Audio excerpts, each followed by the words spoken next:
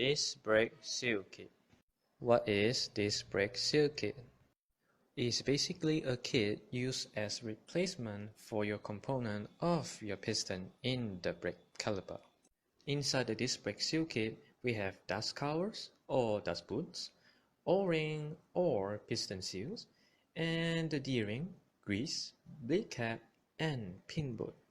You may ask, why do I need this thing? Why do I need to replace them? Well, it's simple. Before that, you should know what their function is. Dust cover prevent dust and fragments enter the piston inside the brake caliper.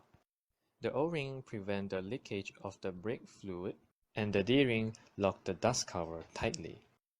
If the dust cover is damaged, the fragments will enter the piston and damage the piston. If the O-ring is broken, the brake fluid from the master cylinder will leak out. If the D-ring is loose, the dust cover will come out and cause your braking system cannot work properly. If you don't replace them, you will get into some trouble like this or this.